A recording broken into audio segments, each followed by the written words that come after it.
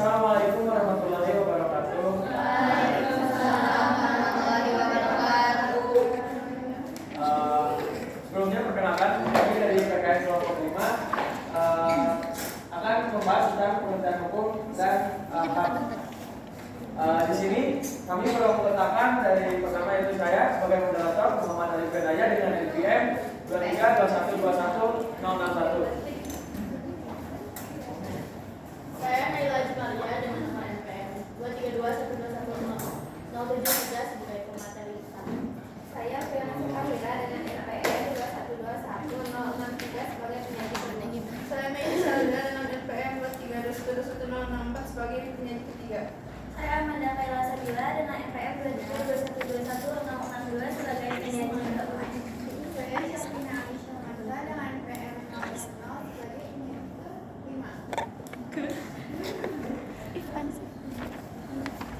Baik, tanpa berlama-lama lagi, kita akan langsung saja ke pemateri pertama yang akan dijelaskan oleh saya, yaitu pengertian hukum.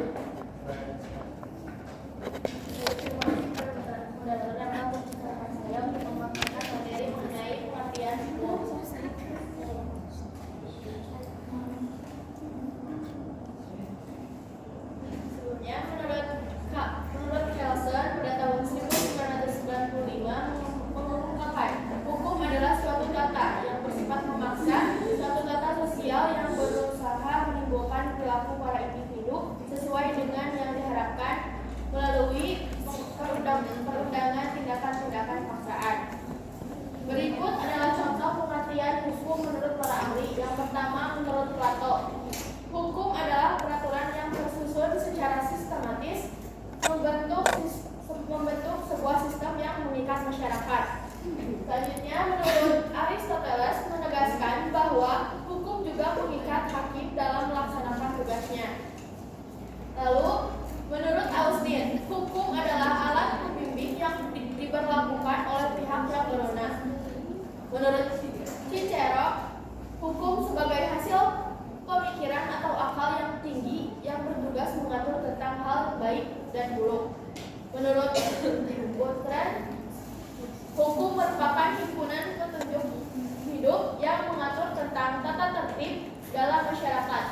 Masyarakat harusnya menaati karena kalau dilanggar akan mendapatkan tindakan dari pemerintah.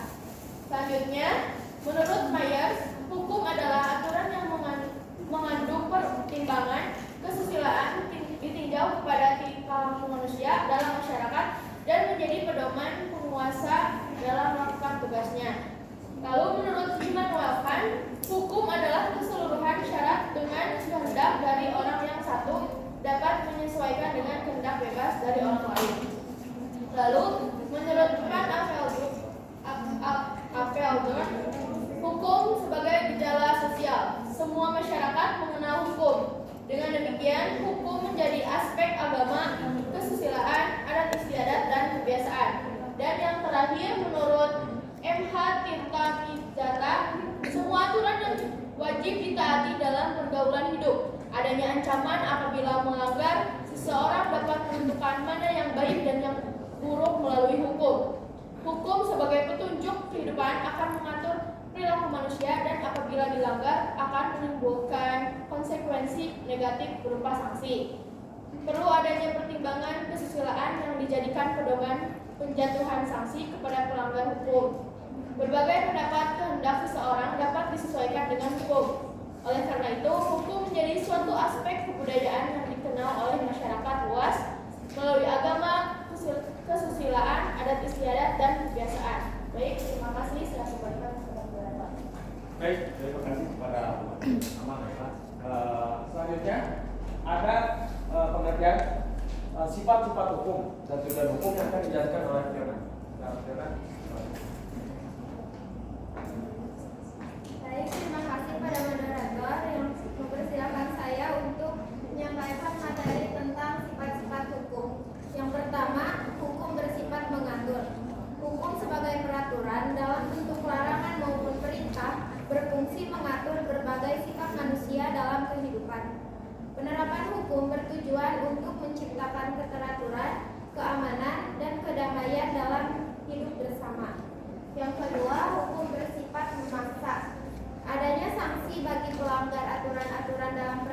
hidup membuktikan bahwa hukum bersifat memaksa. Artinya, hukum memiliki kekuatan atau power dan kewenangan atau authority untuk memaksa setiap orang mematuhi setiap peraturan. Yang ketiga, hukum bersifat melindungi. Keharmonisan antara ketertiban dan keamanan perlu dijaga demi tercapainya kedamaian.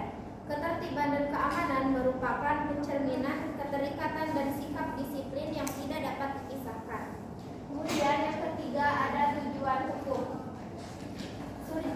Surjono Sukanto mengemukakan bahwa norma atau kaidah hukum bertujuan mencapai kedamaian dalam hidup bersama. Kedamaian dapat tercapai dengan keharmonisan antara ketertiban dan kedamaian. Tujuan hukum yaitu suasana yang kondusif di dalam kehidupan berbangsa dan bernegara. Penerapan asas kepastian hukum diperlukan untuk mewujudkan ketertiban, sedangkan keamanan dan akan terwujud apabila menerapkan asas persamaan hukum. Menurut Subekti SH, tujuan hukum pada dasarnya merupakan sebuah alat untuk memanusiakan manusia. Di dalam hukum terdapat teori-teori tujuan hukum. Menurut teori etis, hukum bertujuan menciptakan keadilan, sedangkan menurut teori utilitas, hukum bertujuan memberikan kemanfaatan bagi semua orang. Apabila kedua teori ini digabungkan, hukum bertujuan memberikan keadilan demi tercapainya kehidupan yang tertib. Dengan demikian dapat disimpulkan bahwa hukum bertujuan mendatangkan kemakmuran bagi masyarakat, mengatur tata laku kehidupan manusia sebagai pedoman bertingkah laku, menjamin ketertiban dan keamanan, sebagai wadah terwujudnya keadilan sosial, dan sebagai sarana penggerak pembangunan. Jadi terima kasih, saya kembalikan kepada moderator. Baik, terima kasih kepada saudara yang telah menyampaikan materinya. Selanjutnya ada teori-teori dalam hukum yang akan dijelaskan oleh Melisa. Kepada Melisa. Baik, terima kasih kepada moderator yang telah mempersilahkan saya memberikan materi. Saya akan jelaskan teori-teori dalam hukum. Teori-teori hukum merupakan pengetahuan mengenai hukum yang berlaku. Teori-teori hukum berintikan keseluruhan pernyataan yang saling berkaitan berkenaan dengan sistem konseptual dalam aturan-aturan hukum dan putusan-putusan hukum. Tujuan teori hukum yaitu untuk menciptakan sebuah kepastian dalam sebuah kesatuan, memperjelas nilai dan filosofis. Teori hukum berkembang dari sejak zaman Yunani dan Romawi. Para pemikir pada saat itu sudah berinovasi dalam berbagai pemikiran tentang hukum sampai kepada dasar filosofisnya. Teori-teori hukum pada zaman dahulu berlandaskan dari teori-teori filsafat dan politik, sedangkan teori-teori hukum modern dianalisis dari sistem pemikiran para ahli hukum. Perbedaannya berada pada metode dan penekanannya. Ada 4 teori hukum yang menjadi dasar pengembangan hukum. Keempat teori hukum tersebut sebagai berikut. A. Teori Yunani dan Romawi klasik. Menurut teori ini, sebelum abad ke-6 sebelum Masehi, hukum sebagai sebuah kekuatan yang berisi strategi untuk dapat bertahan hidup.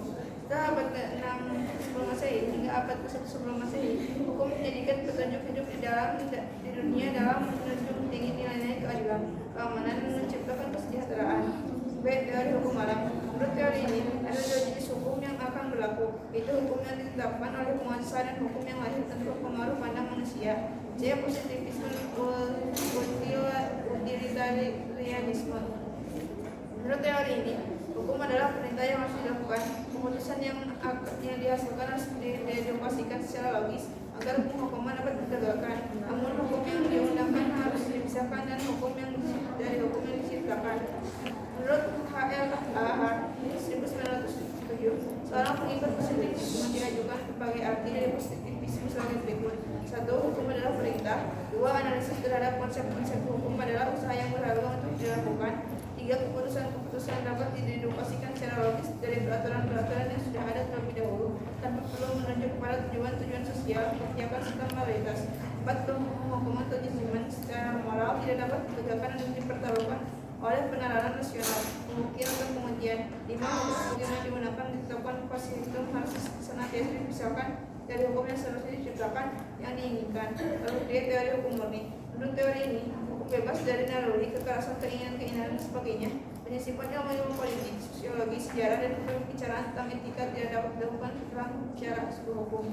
Sekian dari saya kembalikan kepada moderator. Baik, terima kasih kepada Melisa. Dan itu adalah teori-teori dalam hukum. Selanjutnya akan dijelaskan penggolongan hukum dan macam-macam pembagian hukum oleh Anda. Silakan. Baik, terima kasih kepada moderator. Di sini saya yang pertama membahas tentang penggolongan hukum. Penggolongan hukum dapat dibedakan menjadi dua, yaitu hukum publik dan hukum privat. Hukum publik adalah hukum yang mengatur hubungan antar individu saat diperlukan, seperti hukum pidana. Lalu, adapun hukum privat adalah hukum yang mengatur hubungan antar manusia dengan berintikat kepentingan perorangan, seperti hukum sipil, hukum perdata, dan hukum dagang. Lalu selanjutnya ada macam-macam pembagian hukum. Di negara Indonesia terdapat 8 macam pembagian hukum yang terdapat pada peraturan perundang-undangan, yaitu yang pertama ada menurut sumbernya. Menurut sumbernya ini dibagi lagi menjadi 5. Yang pertama, undang-undang dalam pengertian secara luas, yaitu hukum yang berasal dari peraturan perundang-undangan yang dibuat oleh Dewan Perwakilan Rakyat atau DPR dengan persetujuan Presiden. Lalu yang kedua ada kebiasaan atau hukum adat. Ini adalah perbuatan yang dilakukan oleh anggota masyarakat secara berulang-ulang. Lalu yang ketiga ada traktat atau perjanjian, yaitu hukum yang bersumber pada perjanjian yang dilakukan oleh dua negara atau lebih dalam bentuk tertentu. Lalu yang keempat ada jurisprudensi, yaitu keputusan pengadilan terdahulu yang sudah inkrah dijadikan pedoman dalam pertimbangan atau memutuskan perkara yang sama. Lalu yang terakhir ada doktrin. Doktrin yaitu pendapat para ahli yang memberikan pandangannya terhadap hukum tertentu. Lalu yang kedua ada menurut bentuknya. Menurut bentuknya ini terbagi lagi menjadi 2, yaitu hukum tertulis. Hukum tertulis merupakan seluruh peraturan perundangan tertulis secara resmi dalam bentuk peraturan negara. Lalu yang kedua ada hukum tidak tertulis. Hukum tidak tertulis yaitu hukum yang lahir, tumbuh, dan dipelihara dalam masyarakat tertentu dan tidak dibentuk sebagai prosedur formal, namun ditaati oleh anggota masyarakat seperti hukum kebiasaan atau hukum adat. Lalu yang ketiga ada pula menurut tempat berlakunya. Menurut tempat berlakunya ini dibagi lagi menjadi 4. Yang pertama ada hukum nasional, yaitu hukum yang dibuat dan berlaku dalam suatu negara untuk mengatur urusan negara dan mengatur penduduk yang berdomisili di negara tersebut. Yang kedua ada hukum internasional. Hukum internasional ini yaitu hukum yang mengatur hubungan antara negara satu dengan yang lainnya dalam dunia internasional. Lalu yang ketiga ada hukum asing. Hukum asing ini yaitu hukum yang berlaku di negara lain. Lalu yang keempat ada hukum lokal. Hukum lokal adalah hukum yang berlaku pada wilayah tertentu dalam suatu negara seperti hukum adat suku Bali. Lalu yang keempat ada menurut waktu berlakunya. Dibagi menjadi 2, yaitu ius constitutum atau hukum positif, yaitu hukum yang berlaku saat ini pada masyarakat tertentu dalam daerah tertentu. Yang keduanya ada ius constituendum, yaitu hukum yang berlaku pada waktu yang akan datang. Lalu yang kelima ada menurut cara mempertahankannya. Dibagi menjadi 2. Yang pertama ada hukum material, yaitu peraturan yang berwujud perintah dan larangan seperti hukum pidana, hukum perdata, dan hukum dagang. Lalu yang kedua ada hukum formal, yaitu hukum yang mengatur bagaimana caranya mengajukan suatu perkara ke muka pengadilan dan bagaimana caranya hakim memberikan keputusan, seperti hukum acara pidana dan hukum acara perdata. Lalu yang keenam ada menurut sifatnya. Menurut sifatnya ini dibagi menjadi 2, yaitu yang pertama hukum yang memaksa, yaitu hukum yang tidak dapat dikesampingkan sehingga dalam pelaksanaannya harus ditaati oleh setiap manusia. Contohnya hukum pidana. Lalu yang kedua ada hukum yang mengatur. Hukum yang mengatur itu adalah hukum yang dapat dikesampingkan apabila pihak-pihak yang bersangkutan telah membuat peraturan sendiri dalam bentuk perjanjian. Contohnya perjanjian jual beli. Lalu yang selanjutnya, yang ketujuh ada menurut wujudnya. Menurut wujudnya ini dibagi lagi menjadi 2, yaitu hukum objektif adalah hukum yang berlaku umum dan tidak mengenai orang atau golongan tertentu. Sedangkan hukum subjektif adalah hukum yang berlaku untuk 2 orang atau lebih serta menimbulkan hak dan kewajiban. Lalu yang kedelapan ada menurut isinya. Menurut isinya ini dibagi lagi menjadi dua, yaitu yang pertama ada hukum privat atau hukum sipil. Hukum sipil adalah hukum yang mengatur hubungan antara individu-individu dengan masyarakat yang menitik beratkan pada kepentingan perseorangan, seperti perjanjian jual beli tanah dan kendaraan. Lalu yang kedua ada hukum publik atau hukum negara.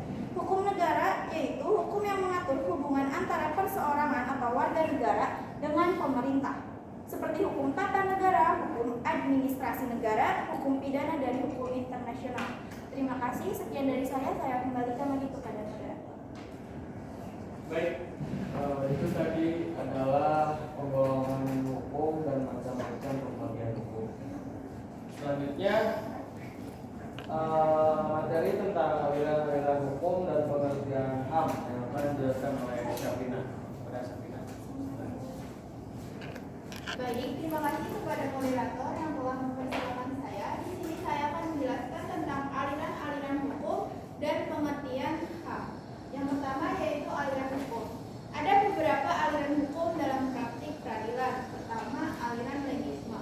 Aliran legisme menganggap bahwa sesuatu dikatakan sebagai hukum apabila terdapat dalam undang-undang. Kedua, yaitu aliran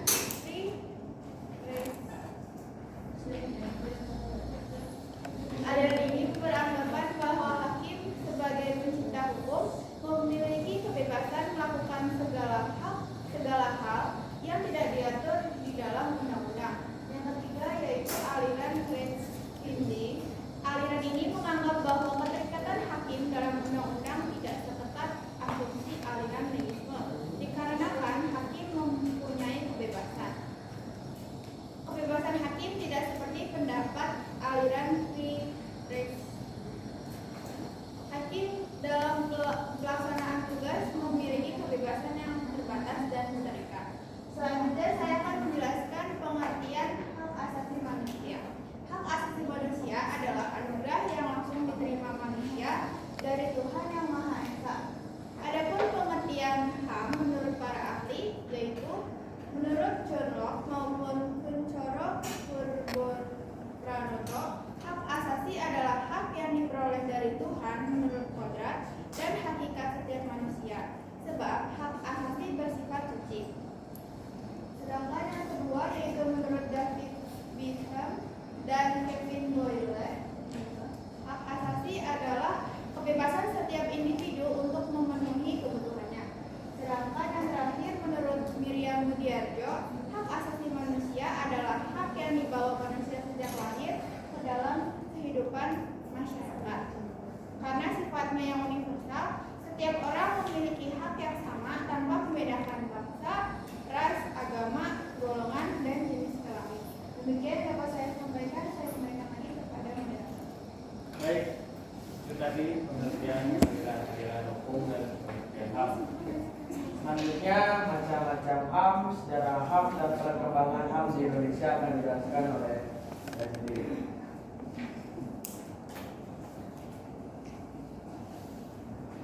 Macam-macam hak asasi manusia atau HAM. Macam-macam HAM dapat dibagi menjadi 6 macam bidang. Pertama, bidang secara pribadi, artinya setiap individu memiliki hak yang sama. Kedua, di bidang politik, artinya setiap orang berhak untuk ikut berperan aktif dalam berbagai kegiatan politik. Ketiga, bidang hukum atau peradilan, artinya setiap individu memiliki hak yang sama di mata hukum dan pemerintahan. Keempat, di bidang ekonomi, artinya semua orang memiliki hak kebebasan melakukan kegiatan-kegiatan ekonomi bagi masyarakat tanpa adanya sebuah gangguan. Kelima, di bidang sosial budaya, setiap individu berhak untuk menjalankan kehidupan sosial dengan aman dan nyaman, serta hak untuk melestarikan dan mengembangkan budayanya.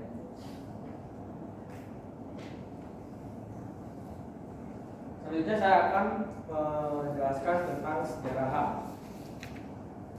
HAM merupakan problematika yang urgensial dan universal. Perjuangan mengenai penegakan HAM sudah terjadi sejak beribu-ribu tahun yang lalu untuk menghapuskan sistem perbudakan kaum Yahudi di Mesir pada zaman Nabi Musa. Perkembangan HAM di dunia diantaranya yang pertama ada Magna Carta Jakarta 1215.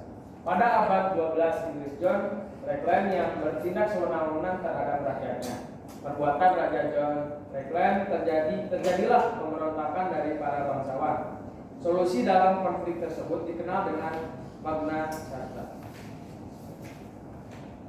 yang berisi menghilangkan hak kekuasaan absolutisme raja.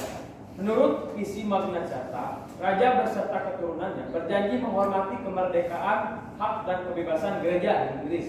Raja berjanji akan memberikan hak-hak berikut kepada masyarakat. Pertama, hak-hak masyarakat mendapat penghormatan dari petugas pajak dan petugas keamanan. Artinya, masyarakat tidak akan mendapatkan perlakuan tidak adil tanpa bukti yang kuat.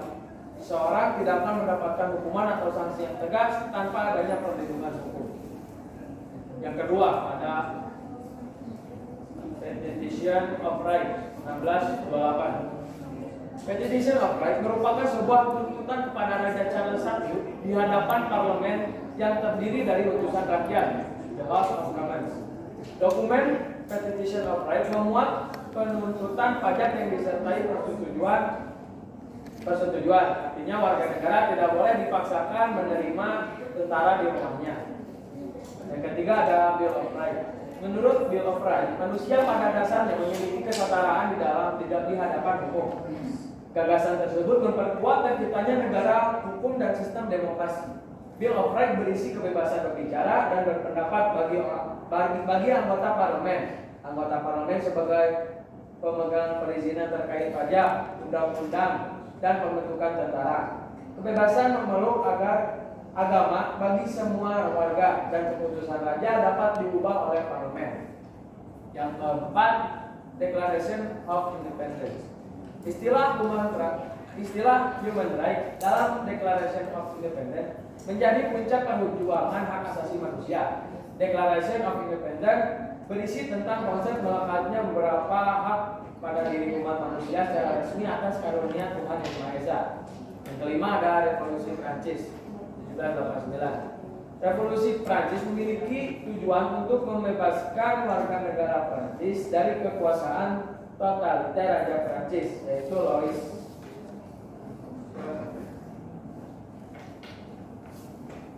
Raja Louis. Revolusi Prancis berhasil meletakkan hak-hak asasi manusia dalam Declaration des Droits de l'Homme et du Citoyen. Semboyan revolusi Prancis yang terkenal yaitu liberté, kemerdekaan, égalité, kesamartaan, fraternité, kerukunan atau persaudaraan. Yang keenam ada Universal Declaration of Human Rights. Berbagai negara yang tergabung dalam PBB di Paris, Prancis merumuskan tentang konsep HAM. Pada pasal 1 deklarasi ini, setiap individu yang dilahirkan memiliki harkat dan martabat yang sama. Mereka dikaruniai akal dan budi, bergaul satu sama lain dalam persaudaraan. Selanjutnya, ada perkembangan HAM di Indonesia. Yang pertama, sejarah HAM di Indonesia. Indonesia mengalami masa penjajahan selama berabad-abad. Pada zaman penjajahan terjadi berbagai bentuk diskriminasi dan pelanggaran HAM. Pada zaman penjajahan Belanda, rakyat Indonesia diklasifikasikan menjadi 3 strata sosial.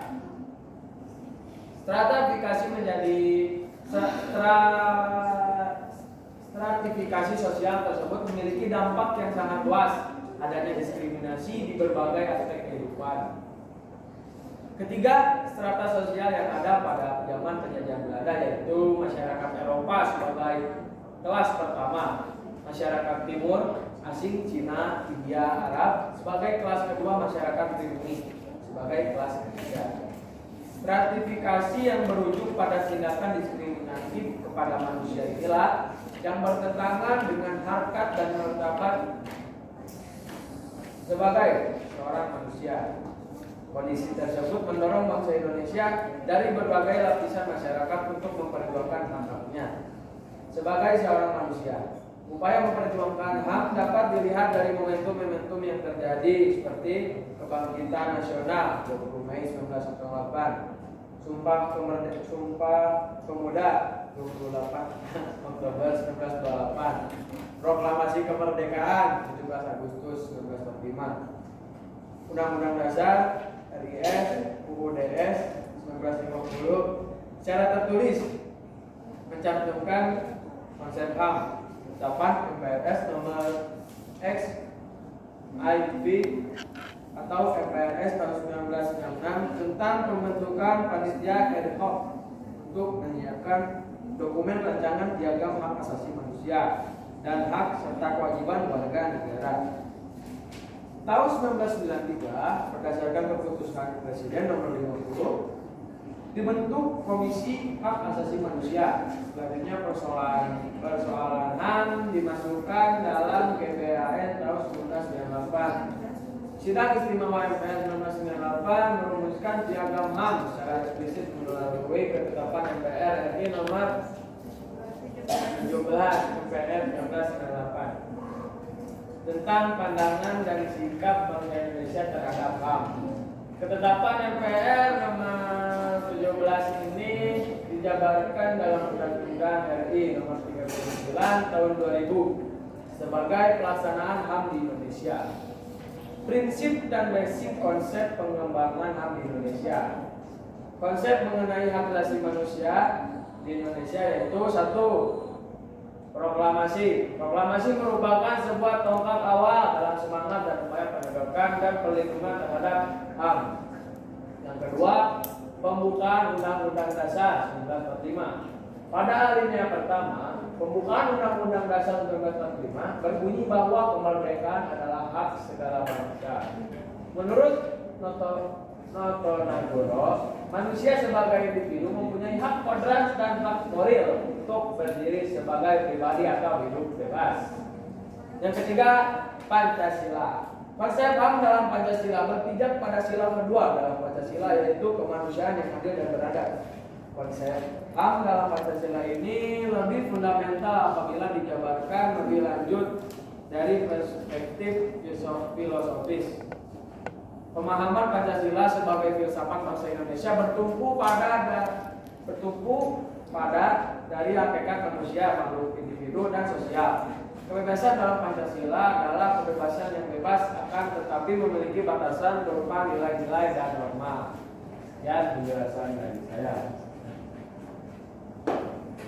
Baik, itu adalah pemaparan hukum dan HAM dari kami. Selanjutnya kami masuk ke dalam sesi tanya jawab. Kami membuka sesi tanya jawab untuk 3 orang penanya. 1, 2, 3. Bulan.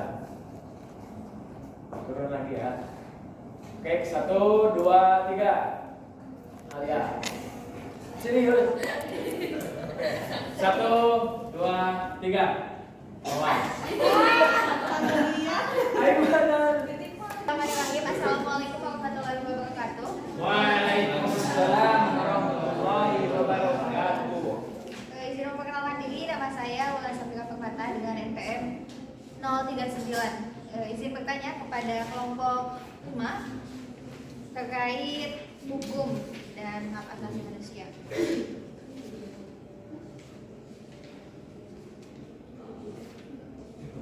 Pertanyaan saya, di tujuan hukum disebutkan bahwasanya hukum itu berfungsi sebagai sarana penggerak pembangunan. Coba jelaskan bukti nyata atau maksud dari tujuan hukum tersebut di kehidupan nyata. Selanjutnya, di sejarah HAM terdapat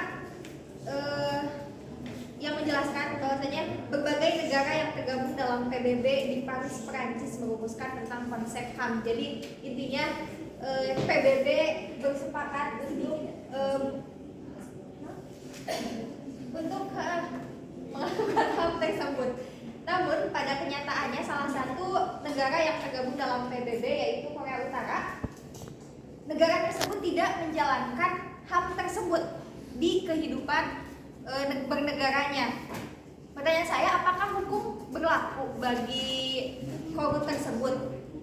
Lalu, jika misalnya hukum tersebut ditegakkan, memang saya membaca memang hukum tersebut ditegakkan, tapi tetap melanggar aturan.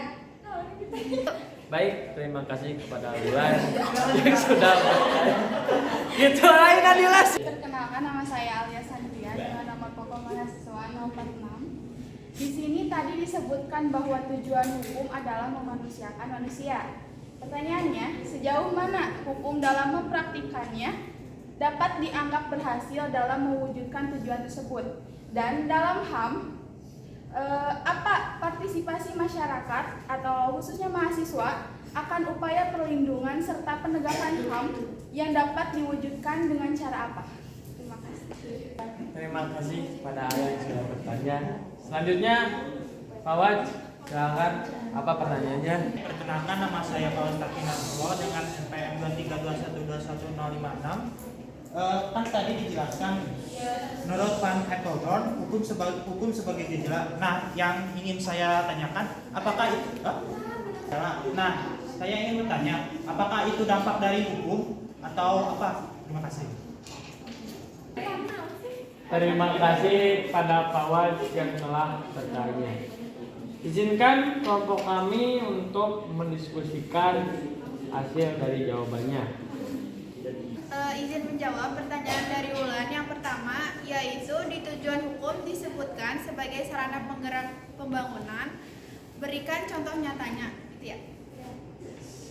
Bukti nyata tujuan hukum sebagai sarana penggerak pembangunan dapat ditemukan dalam implementasi kebijakan hukum yang mendukung perkembangan masyarakat dan negara. Sebagai contoh, sebuah negara yang memiliki hukum yang mendukung investasi dan perlindungan hak kekayaan intelektual dapat menciptakan lingkungan bisnis yang kondusif. Hal ini mendorong pertumbuhan ekonomi dan inovasi, menjadikan hukum sebagai instrumen untuk mencapai tujuan pembangunan ekonomi.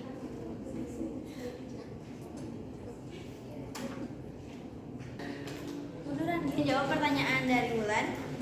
Yang kedua, itu kan tadi Wulan menyebutkan bahwa di dalam PBB beranggotakan adanya Korea Utara, tetapi di Korea Utara ini tidak tidak menjalankan HAM seperti yang dideklarasikan oleh PBB mengenai HAM ini, seperti itu kan. Lalu apa fungsi HAM di Korea Utara ini? Seperti itu.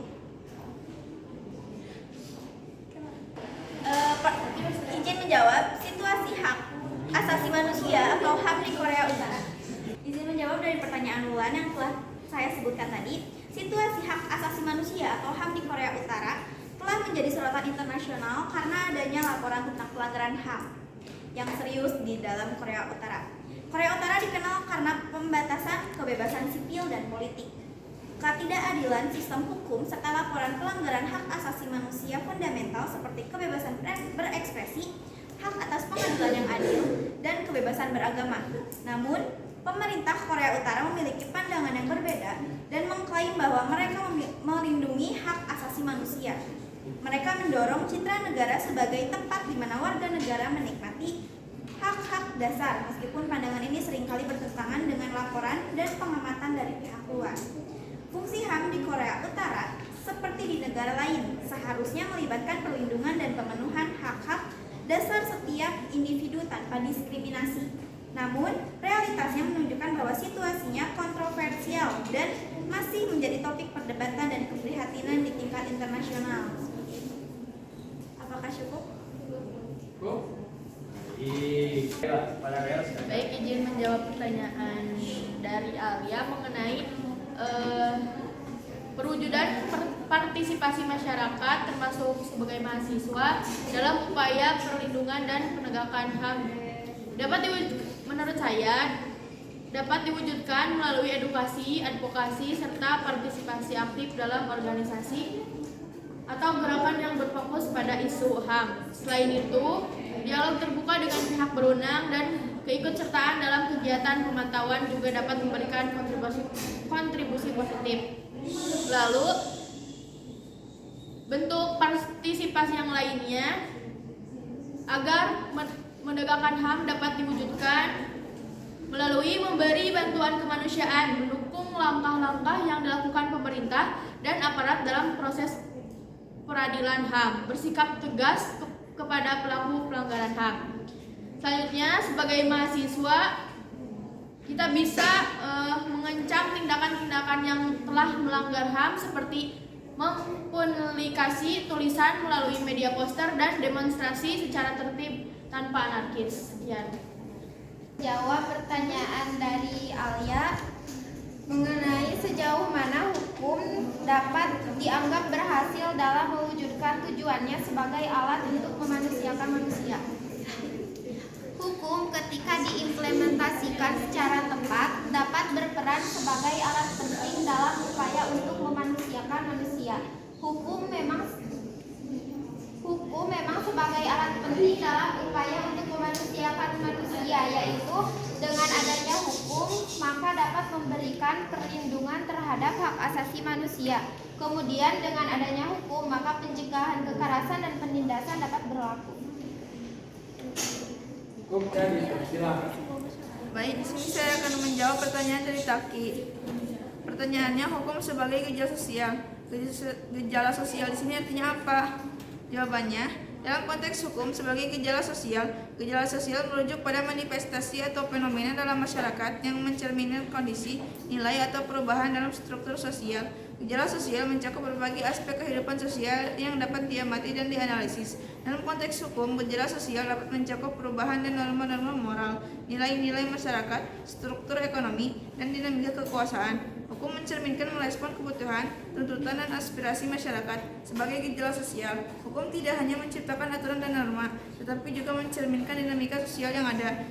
Jadi, ketika kita berbicara tentang hukum sebagai gejala sosial, kita mengacu pada peran hukum dalam mencerminkan, membentuk, dan merespon dinamika sosial yang ada dalam suatu masyarakat.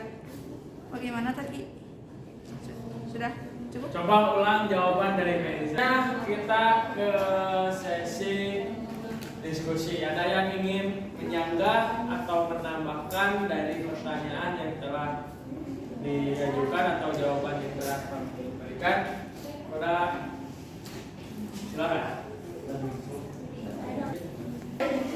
Mungkin itu pemaparan hukum dan HAM dari kami.